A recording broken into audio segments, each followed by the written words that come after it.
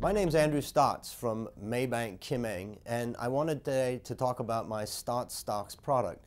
Well, first thing you're going to see on the product is on the front page. You'll see at the bottom right-hand corner of the portfolio. That portfolio shows that we're about 70% in equity, 30% in cash, and our number one holding is Advanced Info Service.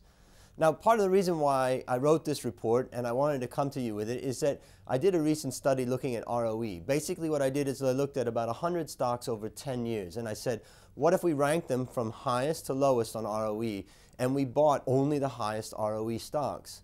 What would that produce? Well, what we found is that that would produce a return that was double the market return. Pretty impressive, no guarantee for future results, but I thought it was pretty interesting.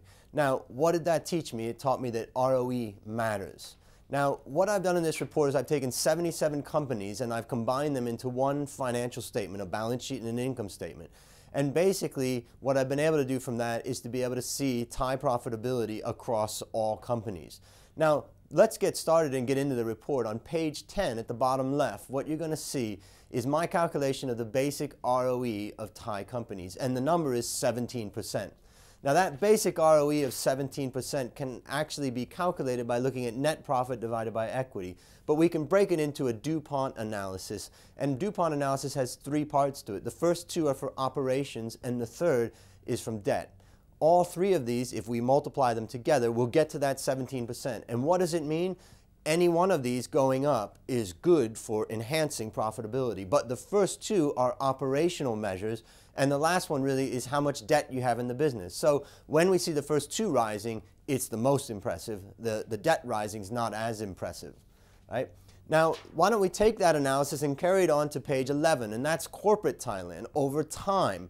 What you're going to see in that, if you look at the bottom right chart, you're going to see 10 years of deleveraging. What do I mean by that? I mean it's taken 10 years for the Thai companies to deleverage from the 1997 crisis.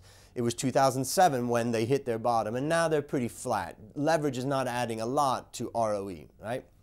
The next thing that I want to do is look at the fact that the ROE has been about 18% in 2010 and 2011, yet if you look in the upper right, you'll see that the net profit margin actually falls in 2011. So what you can see from that is the increase in asset efficiency as well as the slight increase in leverage is offsetting that fall in margin, and hence the ROE stays the same for both years, right?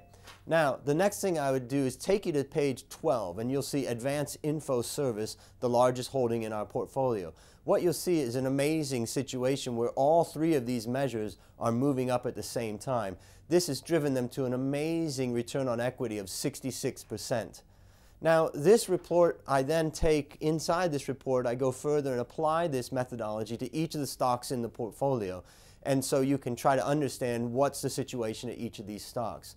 So just to wrap up and go back and think about what we're saying here, what I'm saying here is that, first of all, ROE and DuPont analysis is a fantastic way to understand the basic fundamentals of a company. And the second thing I'm saying is that it's also a great way to help you to improve your stock picking. That's all for today. Thank you.